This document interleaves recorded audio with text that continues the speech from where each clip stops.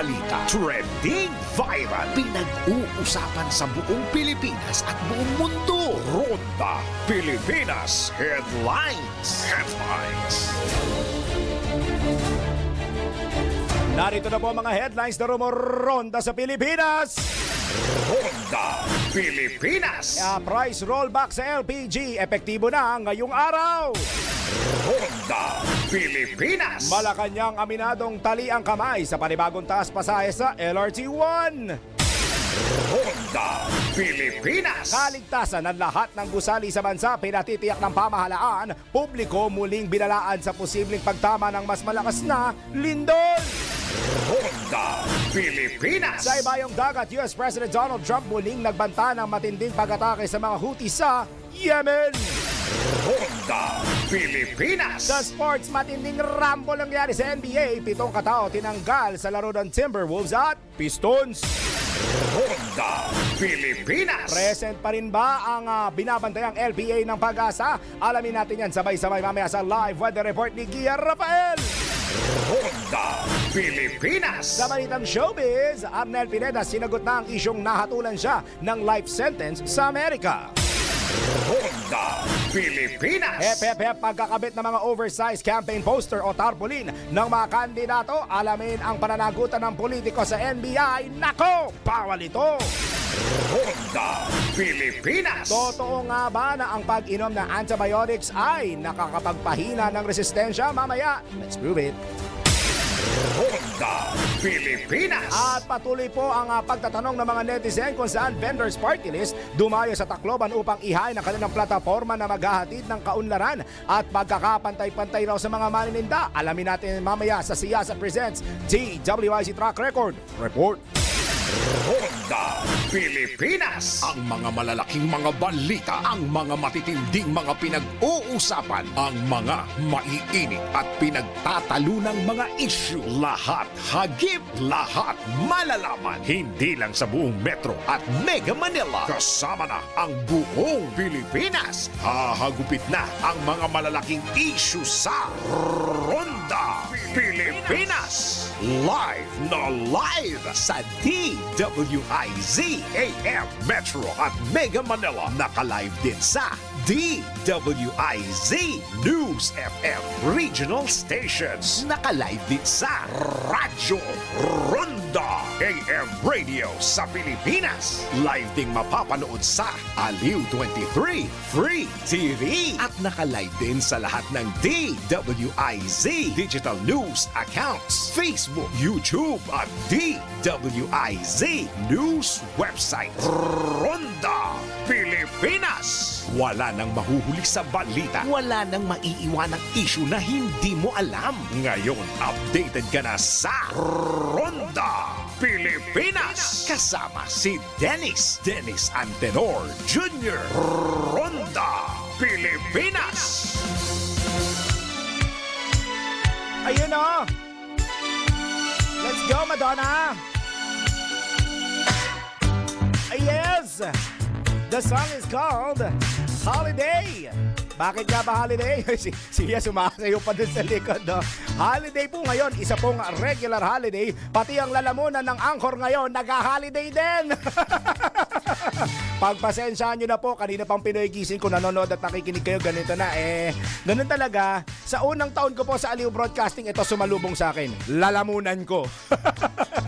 Baka nagtatanong po kayo kung anong holiday ang ginugunita natin ngayon para po sa mga kapatid nating Muslim, ang Idil Fitr. Kaya ang pagbati ay Eid Mubarak po sa ating mga kapatid na Muslim na nagdiriwang ng kanilang banal na araw po ngayon sa kanilang kalendaryo sa Islam. So mapagpalang pagdiriwang po ng inyong Idil Fitr sa inyong mga kapatid nating Muslim. Gusto ko sanang pag-usapan mamaya at naibilin ko ito sa ating newsroom, sa ating CA na siya. Ang tawag nga sa kanya ni Boss Dennis ay siya Danica. Naibilin ko kasi isa sa mga item kanina yung tungkol sa Lola Amor. Alam naman natin na 42 days to go na lang at mag-e-eleksyon na. Nag-iinit na rin ang bakbakan sa kampanya, hindi lamang sa national pati sa local level. Karamihan yung mga kanya-kanyang mga pakulo itong mga politiko na ito at alam naman natin na ginagawa nila ang lahat lalo na pagdating sa mga campaign jingle, sa kanilang mga advertisement, lahat gagawin nila para tumatak hindi lang yung pangalan nila, pati yung numero nila sa balota. Pero yung iba, sa sobrang gusto nilang itatak, may tinatapakan na silang grounds. O, bibigyan ko kayo ng example, ito alam nyo naman to eh. Una, si Omar Baliw. Kilala niyo naman yung kandidato na tinutukoy niya, so hindi ko na sasabihin. Pangalawa, ngayon naman po yung Lola Amor. Kung pamilyar kayo sa kantang Raining in Manila, marami raw pong gumagamit ngayon na hindi nagpapahintulot at nagpapaalam sa kanila. Syempre, may copyright at royalties po yan na dapat isettle doon sa mga artists, hindi kaya sa mga record label or record managements nila na dapat may settle bago nyo magamit hindi lang yung lyrics, mas lalo yung harmony at saka yung tune nung kantang kanila na copyright dahil ito ay isang intellectual property ng ating mga artists. Isa din sa mga gustong ipalaganap ng mga local artists natin ang pagmamahal sa OPM. Sa sobrang pagmamahal sa OPM, nakalimutan magbayad ng royalty o nakalimutan magpaalam. Mano man lang bang magpaalam tayo? Sa mga politiko, mano man lang bang magpaalam tayo? Isang malupit na kortesiya ho yan sa mga may-ari nung kanilang mga intellectual property. Feeling ko naman hindi magdadamot niya mga yan. Ang sa atin lang sana hindi mawala. Bukod doon sa pinaplug namin na nagmano ka na ba, mas maganda rin nagpaalam ka na ba? Mas maganda magpaalam para naman hindi mahirapan yung ating mga music producers, mga singer-songwriters na ibigay sa inyo yan. Iba naman, napaka-generous naman yung mga yan eh. It's a matter of being courteous sa kanila, magpaalam para man lang maibigay sa kanila yung proper identification. Baka kasi mamaya hindi nila feel or mali yung paggamit ninyo. So syempre, sa nagsulat o nag-produce, nakaka-offend nga naman yun. Sana maibalik natin yung isa sa mga pinakamagandang values na meron tayo is yung kortesiya na magpaalam, hindi lang naman sa paghiram ng mga kanta, sa paghiram na ilang bagay, sa mga dapat na ipinapakisuyo ninyo, matuto pa rin kayo magpaalam. Wala namang mawawala. Mas maganda nga nagpapaalam kayo. At least alam nyo yung saloobin ng tao kung okay sa kanya o hindi. Sana mas mapaigtig pa natin ang pagiging courteous natin sa isa't isa. Magandang umaga Pilipinas. Nakikinig at nakatutok na kayo sa Ronda Pilipinas. Live pa rin po tayo on a holiday sa DWIC 882 Metro and Mega Manila, DWIC News FM regional stations. Sa mga kababayan natin nakikinig sa RTN Radyo Ronda, good morning. At sa ginagawang radyo kanilang mga TV sa DWIC News TV at Aliw Channel 23 hanggang 11 in the morning. Nagbabakasyon yung may-ari ng programa. Kaya ako muna po inyong kasama sa ngalan ni Dennis Dennis Antenor Jr. Ako po si Daryl Justin. Ronda Pilipinas. Saktong 10 minuto makalipas ang alas 10 ng morning. Sa mga detalye, epektibo na po ngayong araw. Sumasakit ng bulsa ko kahit di pa ako nagdadrive paalis na opisina. Epektibo po ngayong araw ang tapias presyo sa liquefied petroleum gas bukod sa LPG pati yung gasolina mamaya.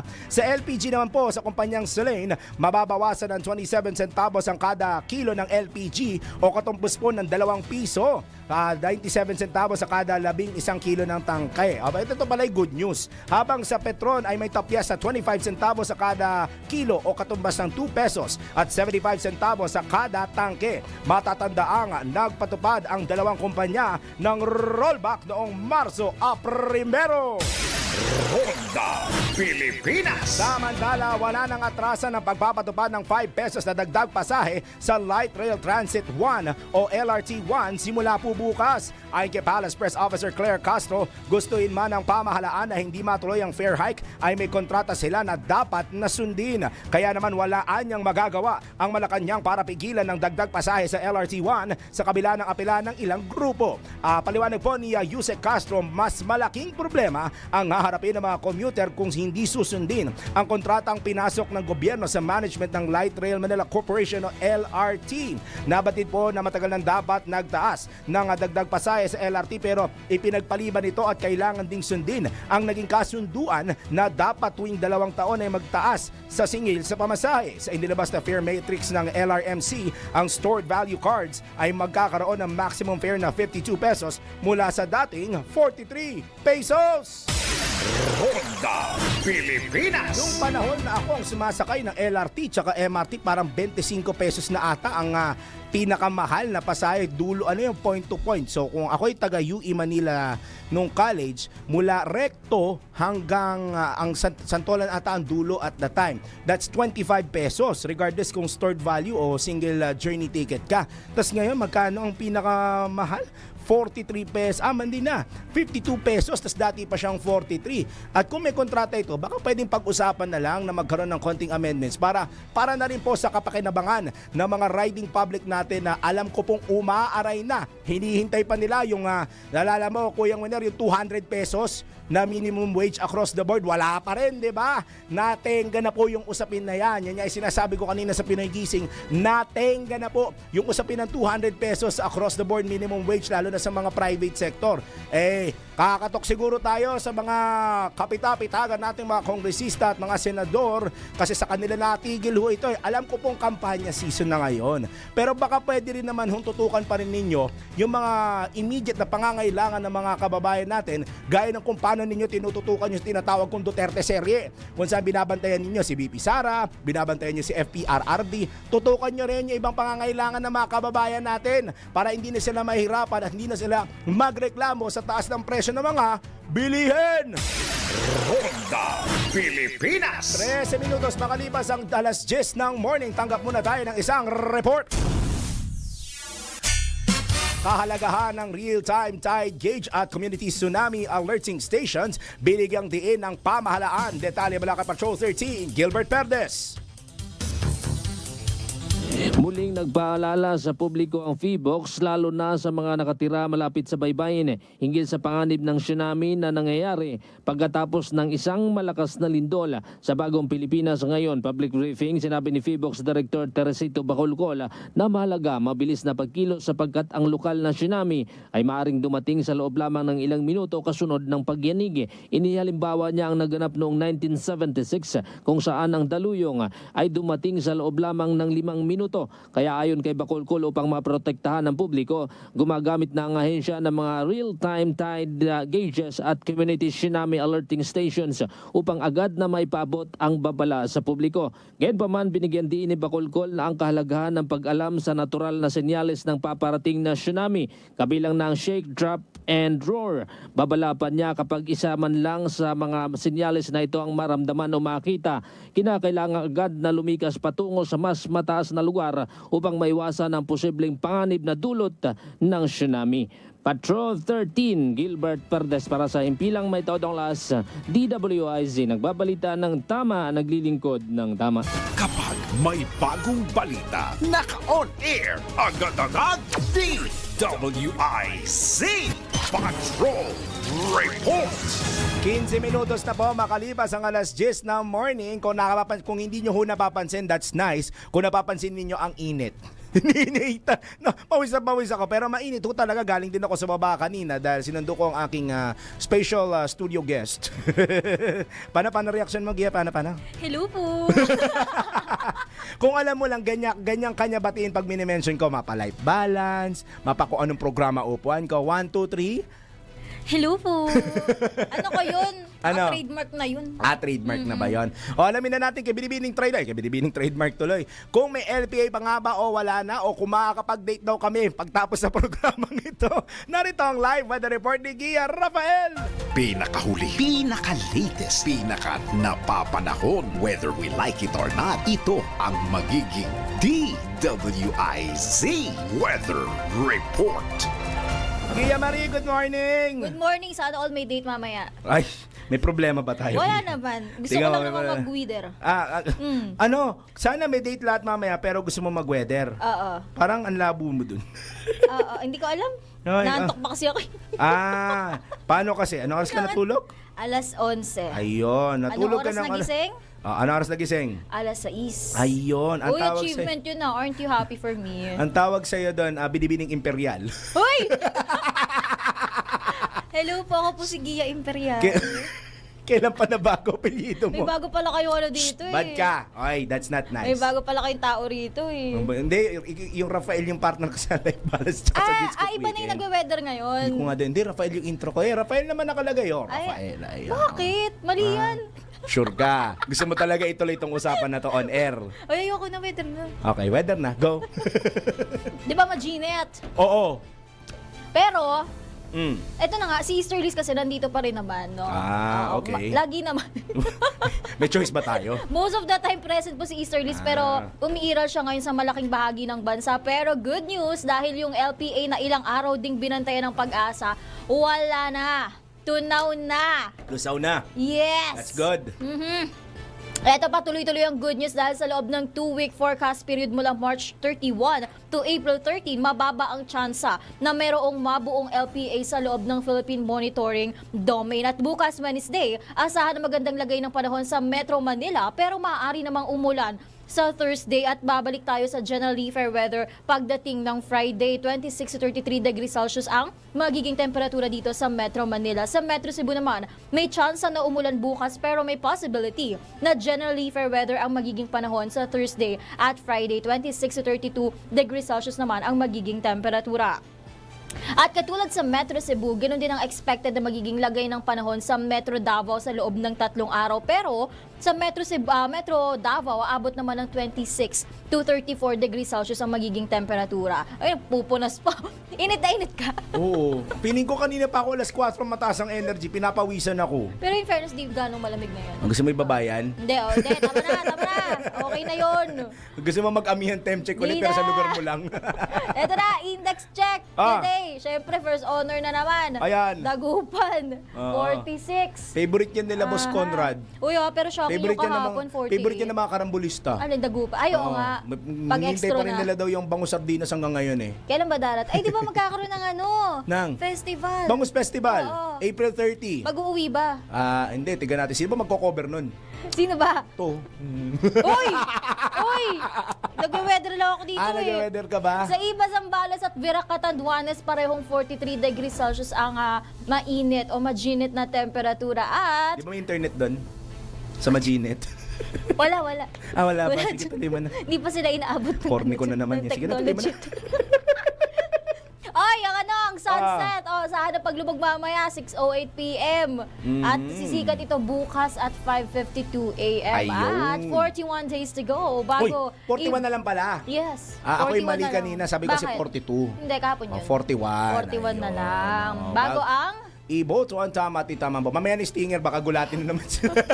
Nakagulat pa naman yung stinger nun. Oo, ayun. Tara mamaya. Okay. Okay, bye. Huy. Yan po muna ang aking latest weather report, whether you like it or not. Ako po si Gia Rafael, nagbabalita ng tama, naglilingkod ng tama. Pinakahuli, pinaka-latest, pinaka-napapanahon, whether we like it or not. DWIZ Weather Report.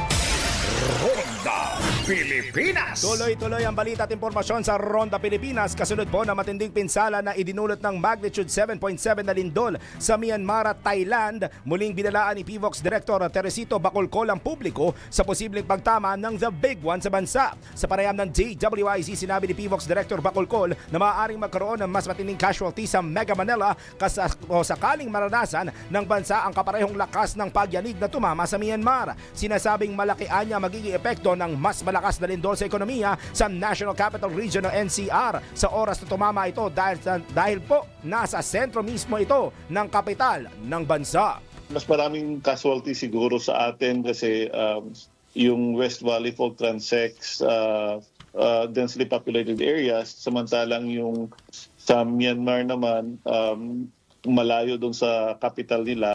Patuloy naman ang panawagan po ng PVOX na mainam na sundin ang minimum engineering standards sa mga ipinapatayong gusali at infrastruktura upang matiyak ang earthquake resilience ng mga ito. Pinaka-importante dito is first and foremost, we have to make sure that our buildings, our houses are earthquake resilient.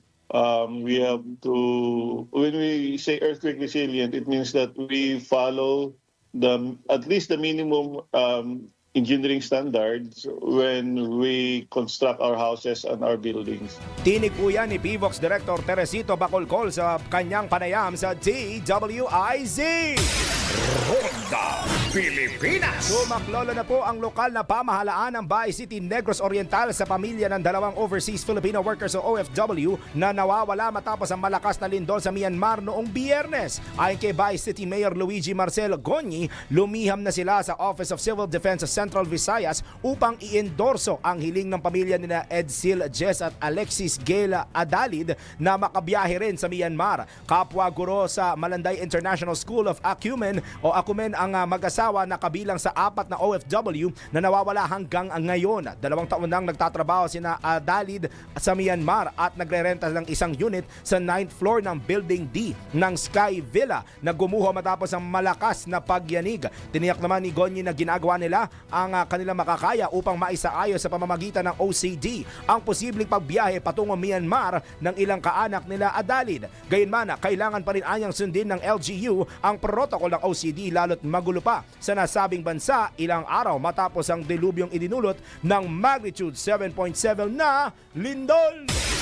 Ronda Pilipinas. Dako na tayo dun sa mga nagtatanong. Vendors party list daw po dumayo sa Tacloban upang ihain ang kanilang plataforma na maghahatid ng kaunlaran at pagkakapantay-pantay sa mga manininda. Alamin na natin yan sa isa na namang si Yasat Presents DWIZ Track Record Report.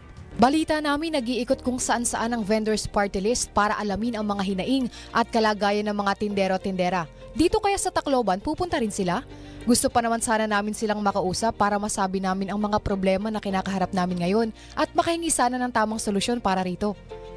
Talaga bang may nagawa na siya sa bayan? Alamin, iboto ang tama, itama ang boto. Si Yasa presents DWIZ Track Record. Sa patuloy na pagsisiyasat ng aming team, kamakailan lang ay bumisita ang vendors party list sa Visayas at ang mga palengke naman sa Tacloban City, Leyte ang kanilang sinuyod. Dinumog at mainit na tinanggap ng mga manininda sa Tacloban ang pagdating ng 4th nominee ng partido na si Deo Balbuena o mas kilala bilang Diwata. Kitang-kita ang kasabikan ng mga ito sa pagbisita ng vendors party list dahil sa wakas ay personal na nilang makikita at makakausap ang magre-representa sa kanila sa Kongreso at gagawa ng mga epektibong aksyon na magpapabago sa kanilang mga personal na buhay at hanap buhay. Sa pagbisita na ito ng partido, nabigyan ng pag-asa mga manininda na magkaroon ng pagkakataon para ang sektor naman nila ang gawing prioridad at mabigyan ng pansin ang mga pangailangan at karapatan. Matagumpay na naihatid sa Suyod Palengke Initiative ng samahan ang kanilang mga plano at misyon na magdadala ng malawakang pagbabago sa malaking sektor ng mga manininda sa buong bansa. At yan ang track record ng Vendors Party List. Para sa Siyasat Presents DWIZ Track Record, Angelo Bainyo, nagbabalita ng tama, naglilingkod ng tama. Ngayong alam mo na gawa na ng listahan ng iboboto mo. Iboto ang tama, itama ang boto. Si Yasa presents DWIZ Track Record. I-message mo na kami sa aming Facebook, TikTok, or YouTube kung kaninong track record ang gusto mong ipacheck. Ronda Pilipinas. Kung ikaw ay isang coffee lover, merong MX3 Coffee Mix just for you. Meron niyang vitamin C, calcium with antioxidant benefits at cholesterol-free pa yan. Ito pa, ang MX3 Coffee Mix ay low-acid coffee na hindi nakakapagpataas ng blood sugar levels at blood pressure. Kaya naman, ano pa inaantay mo? Ano pa inaantay ninyo? Bumili na at sumugod na sa mga leading drugstores nationwide o kay bumisita na sa kanilang website na mx3ph.com o tumawag sa telepono bilang 0918-888-8693. Sa MX3, dito ako, believe. Ronda Pilipinas. Iba pang mga balita sa pagbabalik ng Ronda Pilipinas. Ang ating oras, Yahoy! 25 minutos makalipas ang 10 in the morning. That time check was brought to you by MX3. MX3. Dito ako, believe. Ronda Pilipinas. 29 minutos na po makalipas ang alas 10 in the morning. Ikalawang bahagi na po ng Ronda Pilipinas. Kasama nyo pa rin po sa ngalan ni Dennis Santinero Jr. Ako po si Daryl Justin. Ronda Pilipinas. Na may kasamang piyok. Sa iba pang detalye ng mga balita, naglabas po ang Department of Labor and Employment o DOLE ng pay rules para sa mga manggagawa sa darating na holiday ngayong buwan. Yung isa nangyayari today. Ayon po sa DOLE, makatatanggap daw si Daryl Justin and Company ng 100% sa arawang sahod. Ang empleyado ay hindi pala tayo to kasi hindi daw papasok ng Idil Fitir, Abril 1, araw ng Kagitingan, next week po yan, Abril 9, Huwebes Santo, Abril 17 at Biyernes Santo, Abril 18. Makakatanggap naman ng 200% na sahod at dagdag na 30% para sa overtime ang mga manggagawang papasok tulad namin sa mga nabanggit na regular holiday. Kaugnay nito, ang Abril 19 Black Saturday na isang special non-working holiday ay paiirali naman ng no work, no pay. Inilatag po ng ahensya ang mga patakarang ito upang tiyakin ang tamang kompensasyon para sa mga manggagawa sa darating na mga holiday ngayong buwan. Ronda Pilipinas. Ipinanawagan muli ng Trade Union Congress of the Philippines ang agarang pagpasa sa hinintay namin ni Kuyang Wener sa panukalang 200 pesos legislated wage hike. Binigyang diin po ng TUCP na ngayong halalan dapat ay maglatag ang mga kandidato ng mga solusyon kaugnay sa mga isyong kinakaharap ng marginalized sector, partikular na ang kahirapan at ENDO o yung end of contract na tinatawag. Kaugnay nito, nananawagan ng grupo ng mga manggagawa kay Pangulong Ferdinand Marcos Jr. na talikuran ng mga ingay politika at magpakaama sa ating bansa sa pamamagitan ng pagsertipika bilang urgent ng nasabing panukala. Una rito, nagbabala ng mga employer na ang maraming empleyado at maliliit na negosyante ang maaapektuhan. Oras na maging batas ang across the board 200 pesos wage hike. Ronda Pilipinas. At sabi ko nga nung mga nakaraan, alam ko namang maaapektuhan sila. It's part of business. Pero ano man lang ba yung effort na ibibigay sana at i-consider ng mga employer para sa kanilang mga empleyado para mapagaan ang buhay sa dami ng taas ng bilihin na nararanasan po ng ating mga kababayan. Baka kasi sa iba, medyo ma-offend sila na sabihin ko 200 pesos is maliit lang for businesses. Alam kong malaki din po yan. Alam kong malaking sakit ng ulo din po yan, lalo na kung daan-daan ang empleyado ho ng inyong mga negosyo. Pero isipin nyo na lang din po yung magiging kaginhawaan sa kanila at yung magiging dagdag na productivity pag naibigay po sa kanila na mas lalong makakatulong pa sa negosyo ninyo para mag-thrive na magkaroon ng mataas sa supply and demand sa inyong mga negosyo para mas lumago ang business ninyo. So parang ang dating, it's just, I feel like, ako lang naman to, feeling ko, it's going to be a return of investment. Ano ba man lang yung 200 kung ikagiginhawa to ng mga employee ninyo, mga empleyado ninyo, at mas makakapag-provide sila na mas magandang trabaho o serbisyo sa kanilang ginagawa o trabaho para mas makaunlad hindi lang ang employee, hindi lang ang employer, kung hindi ang buong bansa. Ronda Pilipinas. Samantala, sa ibang balita naman po, inatasan na ng Bangko Sentral ng Pilipinas o BSP ang mga financial institution na paigtingin ang pamamatyag kontra vote buying at selling gamit ang online banking. Tugon ito ng BSP sa hirit ng COMELEC na magpatupad ng mas maigpit na mekanismo laban sa pamimili at pagbebenta ng boto. Hinimok din ng BSP ang publiko na isumbong sa Philippine National Police o PNP at sa National Bureau of Investigation o NBI ang anumang mamamonitor nilang election violations ngayon nalalapit na ang midterm polls. Ito'y upang maiwasang magamit ang online banking at mobile wallet platforms sa pagbebenta at pagbili ng mga boto mahigit isang buwan bago ang halalan. Pinatututukan naman ng Central Bank ang mga kahina-hinalang biglang dami ng account registrations sa mga lugar na kilalang talamak ang vote buying at ang mga malalaking transaksyon ngayong panahon ng eleksyon. Ronda Pilipinas. Naniniwala naman po si Bureau of Immigration Commissioner Joel Anthony Viado na kailangan ng mas maigpit na pagbabantay sa iligal na paglabas ng mga Pilipino sa bansa. Ito ay matapos mapag-alamang 54 sa mga Pilipinong biktima ng human trafficking sa Myanmar ay posibleng dumaan, eto na naman tayo, sa backdoor exit. Ayon kay Immigration Commissioner Viado, ginagamit umano ng mga sindikato ang maliliit na bangka upang iligal na maihatid ang mga biktima palabas ng bansa. Binigyang diin naman ng Commissioner na ang pagpapatibay po ng regulasyon ay tugma sa kampanya ni Pangulong Ferdinand Marcos Jr. upang masugpo ang human trafficking. Ayon pa sa immigration official na nais isulong ng ahensya ang pagpapataw ng legal na aksyon laban sa mga Pilipinong lumalabas sa bansa ng iligal.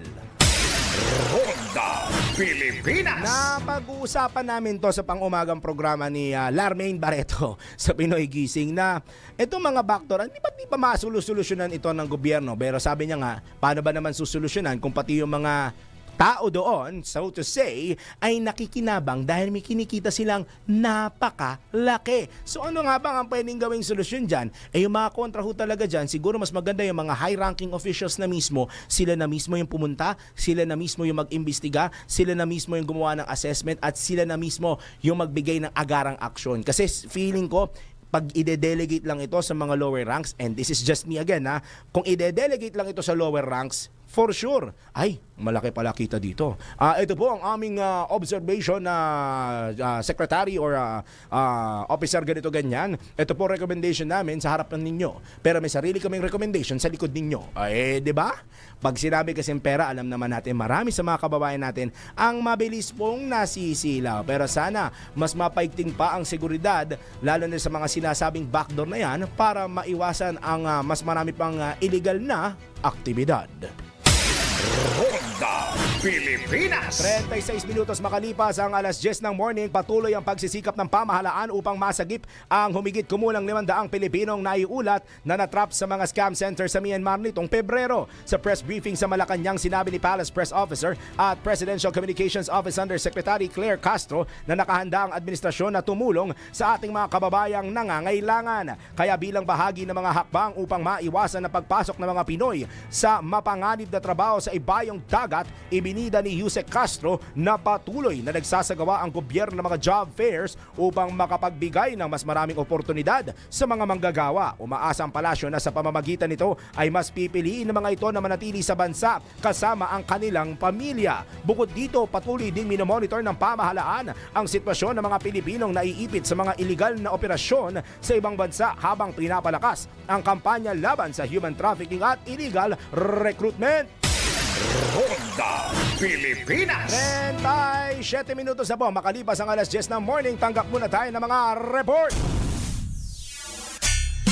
Supreme Court nagsagawa ng pagsasanay sa digital filing at email management sa Bohol. Kuha tayo ng live report mula kay Patrol 24, Kuyang June Samson. Kuyang June.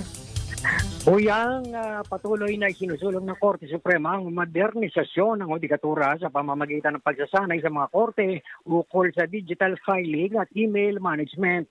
Partikular na isinagawa ang hands-on training sa Metro Center Hotel, Tagbilaran, Cebu City sa Bohol na dinaluhan ng mga hukom at kawani mula sa Judicial Region 7. Ang pagsasanay ay bahagi ng e-Court PH version 2.0 na naglalayong mapabilis ang proseso ng korte sa pamamagitan ng electronic filing na tututok sa pagpapabuti ng transparency at kahusayan sa korte.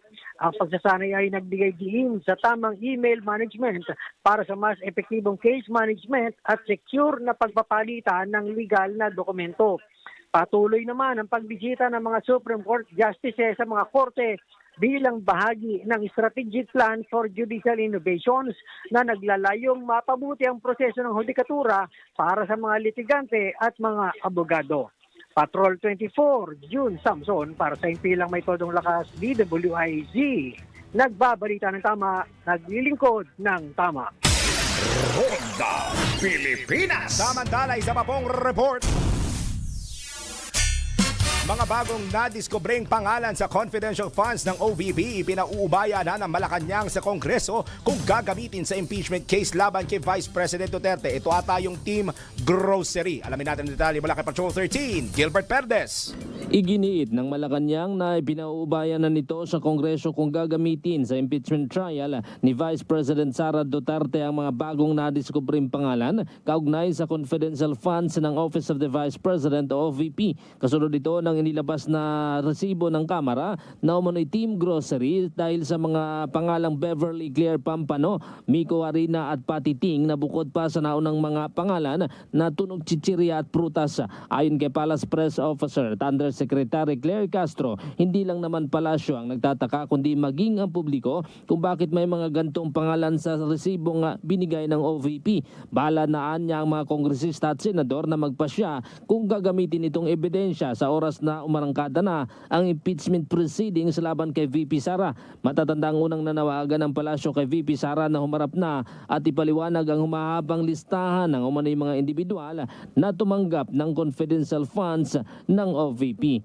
Patrol 13, Gilbert Perdes para sa Himpilang May Todong Las, DWIZ, nagbabalita ng tama, naglilingkod ng tama. Ronda Pilipinas. Samantala, isa pa pong live report. Bagong gusali ng Hall of Justice sa Surigao del Norte na sinalanta ng bagyong Odette, binuksan na ulit sa publiko. Nagbabalik live si Patrol 24, Kuyang June Samson. Inilunsado formal ng binuksan ng Korte Suprema para sa publiko ang bagong Hall of Justice sa Dapa, Surigao del Norte. Pinangunahan ni Chief Justice Alexander Esmundo at Associate Justice Jose Maidas Marquez ang inaugurasyon ng bagong gusali na magsisilbing tahanan ng Regional Trial Court Branch 31 at MCPC Dapa, Socorro. Matatandaang labis na napinsala ng Super Typhoon Odette ang noong 2021 ang lumang gusali, kaya itinayo ang bagong korte sa Barangay 2 sa Dapa sa Surigao del Norte. Kasabay ng inaugurasyon ay nagsagawa rin ng dialogo si Chief Justice sa mga huwes at kawani upang talakayin at tugunan ang kanilang mga pangangailangan. Patrol 24, June Samson para sa Himpilang May Todong Lakas, DWIZ. Nagbabalita ng tama, naglilingkod ng tama. Kapag may bagong balita, naka-on air, agad-agad, DWIZ Patrol Report. Tuloy-tuloy ang balita sa Ronda Pilipinas. Ngayon naman, ronda tayo sa probinsya. Dahil sa paglaba sa comfort room, isang miyembro ng Special Action, paglalaba sa isang comfort room, isang miyembro ng Special Action Force, binaril ng kapwa sa trooper. Ano ba nangyari dyan, Kuyang Melvin Machado? Ito nga isang shooting incident ang nangyari daw kung alas 7 ng umaga sa loob ng compound ng Special Action Force sa Zone 2, Barangay Tara, Sipokot, Camarines Sur. Ang biktima ay isang 31 years old na patrolman, residente ng Barangay Samuray, Palapag, Northern Samar. Habang ang suspect ay isa ring patrolman na residente ng Barangay 5, Kapol, Northern Samar. Nag-ugat umano ang pamamaril ng sawayin ng suspect ang biktima na huwag maglaba sa loob ng comfort room dahil meron umanong ibang gumagamit. Nagalit umano ang biktima kahit sinuntok ng 2 beses ang suspect. Dito na umano kinuha ng suspect ang service sa long firearm na galil at binaril ang kapwa sa trooper. Nagtawa ito ng tama sa ulo at ginagamot ngayon sa Bicol Regional General Hospital and Geriatric Medical Center sa bayan ng Cabusao, Camarines Sur. Nasa custody naman ng Sipokot Municipal Police Station ang suspect na sub-trooper habang nagpapatuloy ang pag-iimbestiga ng mga otoridad. Ito ang Ronda Patrol, Melvin Machado para sa Himpilang May Todong Lakas, DWIZ. Nagbabalita ng tama, naglilingkod ng tama. Ronda Pilipinas. Sa iba pa po mga balita, binabantayan na ng Department of Foreign Affairs o DFA ang nasa 50 pang Pilipinong maaaring na biktima ng scam hub sa Myanmar. Ayon kay DFA Undersecretary Eduardo De Vega, mayroon pang naiwang mga Pilipino doon na kinakailangang i-repatriate. Anya, nakikipag-ugnayan na ang ahensya sa mga kamag-anak ng mga naiwang Pilipino at maaaring pumalo pa sa 50 ang karagdagang bilang ng biktima. Dagdag pa ng DFA, matatagalan bago ma-rescue ang mga biktima, bunsod ang naitalang magnitude 7.7 na lindol nitong nakaraang linggo. Nabatid na nitong nakaraang linggo ay may nauna ng 187 OFWs ang na-rescue dahil sa human trafficking sa Myanmar. Ronda Pilipinas. Huwag sanang mapabayaan ang iba pang mahalagang isyu ng bansa. Ayan po ang apela ni Senator Alan Peter Cayetano sa gitna ng paghahanda ng Senado para sa impeachment trial ni Vice President Sara Duterte. Ayon kay Senator Cayetano, maraming problema ang bansa na kailangan ding bigyang pansin, partikular na ang nasirang tulay sa Isabela, mga ghost students na ghost student na nakakatanggap Ito, nakakatanggap ng Senior High School Voucher Program ang usapin tungkol sa pambansang pondo na nasa Korte Suprema at ang nagaganap na pag-aresto kay dating Pangulong Rodrigo Duterte. Binigyang diin ng mambabatas na kailangang isaalang-alang ang timing upang hindi mapabayaan ang iba pang mga tungkulin ng mas mataas na kapulungan ng Kongreso.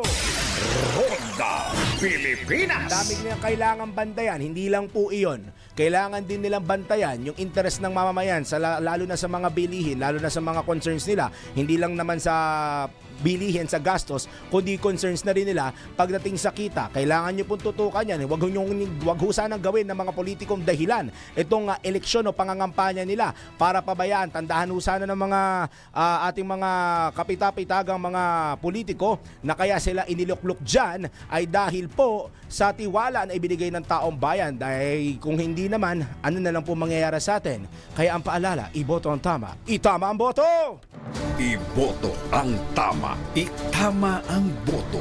DWIZ Election Update. Ronda Pilipinas. Ay, totoo nga ba? Totoo nga ba na ang pag-inom ng antibiotics ay nakakapagpahina ng resistensya? Tara, let's prove it. Maraming tao ang naniniwala na ang pag-inom ng antibiotics ay maaaring makapagpahina ng ating immune system. Ngunit totoo nga ba ito? Tara, let's prove it! Bago maniwala sa mga claim-claim na yan, patunayan na yan sa Let's Prove It!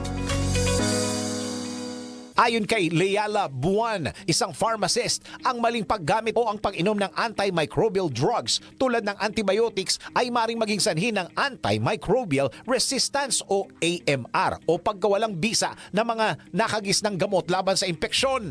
Ang mga pangunahing sanhi ng AMR ay kinabibilangan ng self-medication, maling diagnosis at paggamit ng antibiotics nang walang reseta ang doktor. Dagdag pa rito, binigyan din ni Dr. Francisco Duque III na natututo mga mikrobyo sa katawan ng tao na labanan ng gamot ay mawawala ng bisa ang antibiotics sa susunod na paggamit nito. Mahalaga ang tamang paggamit ng antibiotics upang mapanatili ang kanilang bisa at maiwasan ang pagkalat ng resistant na bakterya. Ronda Pilipinas. Iba pa po mga balita sa pagbabalik ng Ronda Pilipinas. Ang ating oras, Yahoy! 14 na minuto bago mag-11 in the morning. Oras, hatid sa inyo ng Game Zone. Detain na ako sa di nakaka-stress. Game na game sa Game Zone. Visit gzone.ph. Real player, real game. Oras hatid sa inyo ng PhilHealth para sa bawat Filipino. Ronda Pilipinas. Ronda Pilipinas. Tuloy-tuloy po mga balita at impormasyon sa Ronda Pilipinas. 10 minuto bago mag-11 in the morning, nanawagan si dating presidential spokesman Attorney Harry Roque sa pamahalaan ng Qatar na magkaroon ng maximum tolerance sa mga Pilipinong inaresto matapos magkilos protesta. Binigyang diin ng dating palace official na ipinakita lamang ng mga Pilipino sa nasabing bansa ang kanilang pagmamahal kay dating Pangulong Rodrigo Duterte na kasalukuyang nakakulong sa The Hague, Netherlands. Git pa ni Attorney Roque, hindi lamang matanggap ng mga naarestong taga-suporta ng dating Pangulo ang nangyaring pag-aresto rito. Ronda Pilipinas. Bumuo naman na ng special committee ang Department of Transportation o DOTR na mag-aasikaso sa Public Transport Modernization Program ng pamahalaan. Alinsunod sa nilagdaang kautusan ni Transportation Secretary Vince Dizon, kailangan makipag-usap ng binuong komite sa mga apektadong stakeholder ng nasabing programa ng nasabing Take 2 ng nasabing programa. Alamin ang kasalukuyang estado nito at tukuyin ang mga issue at concern hinggil po sa PTMP. Inaasahan din na sa loob ng 1 linggo ay naisumite na sa Office of the Secretary ang mga rekomendasyon ng nasabing special committee alinsunod sa mga nakuhang impormasyon mula sa mga stakeholder. Pangungunahan ni DOTR Undersecretary for Road Transport at Non-Infrastructure Ramon Reyes ang binuong komite kung saan makakatuwang niya si Office of the Transportation Cooperative Chairman Mon Ilagan. Ronda Pilipinas. Samantala, sa oras na alas 10:51 po ng morning, murder na ang ihahaing reklamo ng Antipolo City Police laban sa SUV driver na suspect sa pamamaril sa 4 na katao sa Barangay San Jose. Kinumpirma ni Antipolo City Police Chief Lieutenant Colonel Ryan Mangondo na ang desisyon nilang iakyat sa murder ang complaint mula sa frustrated murder ay makaraang bawian ng buhay ang isa sa mga biktimang kinilalang si alias Peter kahapon. Bukod pa ito sa 2 counts ng frustrated murder at paglabag po sa gun ban. Nasa prosecutor at husgado na anya ang bola at naibigay na ng pulisya ang lahat ng kailangang ebidensya. Batay sa inisyal na investigasyon, nagkaroon ng pagtatalo at nagkapisikalan ng 28 anyos na suspect na si alias Kenneth at mga biktimang rider na nauwi sa pamamaril ng SUV driver sa Marcos Highway, Sitio Kalumpang noong Linggo. Ronda Pilipinas. Samantala, tanggap muna tayo ng isang report. Panukalang batas na maghahanda sa mga infrastruktura laban sa natural hazard isinusulong sa Kongreso. Nariyan sa Patrol 30, Jelly Mendez. Nanawagan sa Kongreso si Surigao del Sur Representative Romeo Momo Sr. na ipasa na ang panukalang Philippine Building Act, kasunod na rin ang malakas na pagyanig sa Myanmar at Thailand. Ayon kay Momo, ang panukalang batas ang magtitiyak na handa ang mga bagong at kasalukuyang infrastruktura laban sa natural hazard sa bansa. Layo nito i-update ang standards kaugnay ng planning, design, construction, occupancy, maintenance at demolition ng mga gusali, maging ang pag-streamline sa proseso ng mga building permit. Nakapaloob sa panukalang Philippine Building Act na inaprobahan ng Kamara noong nakalipas na halos 2 taon na papalitan na ang mahigit 4 na dekadang National Building Code. Ipinunto ng mambabatas na dapat magsilbing paalala ang nangyari sa dalawang bansa na maghanda sa mga posibleng senaryo, partikular ang kinatatakutang The Big One sa Metro Manila. Anya, mahalagang maging alerto ang mamamayan dahil kailangan ang pagkilos at ang kahandaan sa natural disasters o kalamidad gaya na lamang ng lindol, baha at sunog. Ito si Patrol 30. Jelly Mendez nag-uulat para sa impilang may taodong lakas sa DWIZ. Nagbabalita ng tama, naglilingkod ng tama. Kapag may bagong balita, naka-on air agad-agad DWIZ Patrol Report. Samantala, matinding rumble po sa NBA nangyari. 7 katao tinanggal sa laro ng Timberwolves at Pistons. Alamin natin ang sports news mula kay Chikiting Patrol, Ian Articona. Sa mundo ng palakasan, ang latest malalaman sa DWIZ Sports News. Nagkaroon ng rambulan sa laban ng Minnesota Timberwolves at Detroit Pistons sa Target Center sa Minneapolis. Sa ikalawang quarter, nagkasagutan sina Naz Reid ng Timberwolves at Ron Holland II ng Pistons matapos ang isang foul na nauwi sa rumble na umabot sa courtside seats. Bukod kina Reid at Holland, 5 individual pa ang na-eject sa court na kinabibilangan ni Dante DiVincenzo ng Timberwolves, Isaiah Stewart at Marcus Sasser ng Pistons. Pati na rin ang mga coach na sina JB Bickerstaff ng Pistons at assistant coach Pablo Pirigioni ng Timberwolves. Sa kabila ng insidente, nanaig ang Timberwolves sa score na 123-104. At yan ang aking sports news. Ian Articona, nagbabalita ng tama, naglilingkod ng tama. Ang balitang ito ay hatid sa inyo ng Arena Plus. Sa Arena Plus, astig sa sports. Download Arena Plus app now in App Store. You can watch it also on arenaplus.ph. Sa Arena Plus, astig sa sports. Gaming for 21 years old and above only. Keep it fun. Game responsibly. Ronda Pilipinas. Ito na ang latest, bagong-bago, fresh na fresh. DWIZ Showbiz News. Sa ulo!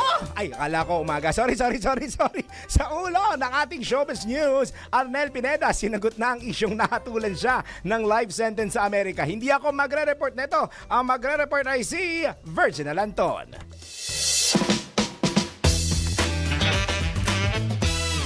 Para para sa aking balitang showbiz. Tahasang itinanggi ni Arnel Pineda ang isyong pinalabas ng isang YouTube channel na nahatulan siya ng life sentence sa Amerika. Ayon sa nasabing page, hinimatay din ang singer nang marinig nito ang hatol sa kanya ng korte. Sa pamamagitan ng kanyang Instagram page, pinabulaanan ni Arnel na nahatulan siya ng korte sa San Francisco, California sa kasong pang-aabuso. Ayon sa singer, nasa isang nice place siya at ang sinasabi sa fake news ay sa Sanfo siya na sentensyahan, sabay sabi nito ng do the math. Malalaman naman na nasa Pilipinas si Arnel dahil sa isang post nito sa kanyang Instagram account noong March 29 kung saan sinabi nito na nasa Metro Manila siya. Sa isa pang video post nito, ipinakita naman ng singer ang skyline ng Metro Manila kung saan nilagyan niya ito ng mga hashtag caption na "Heatwave in Metro Manila won't stop me from enjoying my unfiltered sunsets." Mababasa naman sa mga komento ang advice na idemanda ni Arnel ang nasabing YouTube channel, habang may isa namang nagsabi na mabuti na lang at hindi siya naniniwala sa mga fake news sa YouTube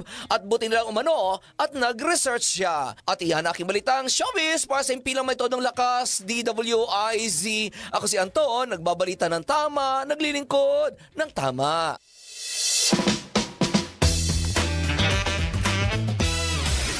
Ronda Pilipinas. At bago po tayo pansamantala magpaalam, Patama quote for the day: walang magbabago kung wala kang gagawin. Huwag kang maghintay na may magbabago para sa'yo. Kailangan mong magsumikap para magbago ang sitwasyon mo. Aray. Yun lang yung reaction ko.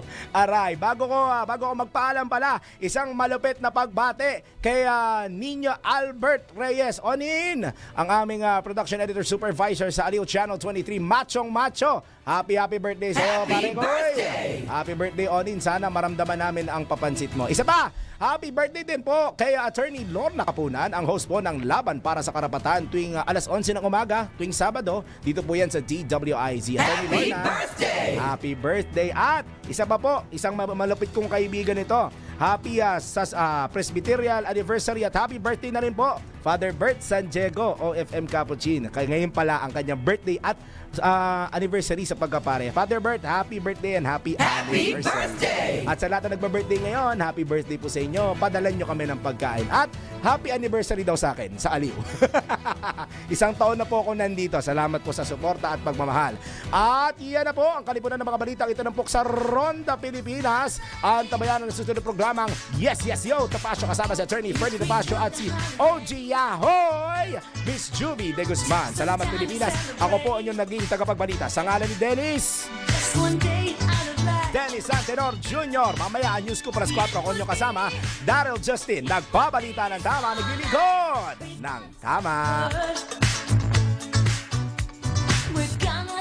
Ang mga malalaking mga balita, ang mga matitinding mga pinag-uusapan, ang mga maiinit at pinagtatalunang mga issue. Lahat hagip, lahat malalaman. Hindi lang sa buong Metro at Mega Manila. Kasama na ang buong Pilipinas. Hahagupit na ang mga malalaking issue sa Ronda Pilipinas. Live na live sa DWIZ AM Metro at Mega Manila. Naka-live din sa DWIZ News FM Regional Stations. Naka-live din sa Radyo Ronda AM Radio sa Pilipinas. Live ding mapapanood sa Aliw 23 Free TV. At naka-live din sa lahat ng DWIZ Digital News accounts, Facebook, YouTube at DWIZ News website. Ronda Pilipinas. Wala nang mahuhuli sa balita. Wala nang maiiwanang issue na hindi mo alam. Ngayon, updated ka na sa Ronda Pilipinas. Kasama si Dennis Antenor Jr. Ronda Pilipinas.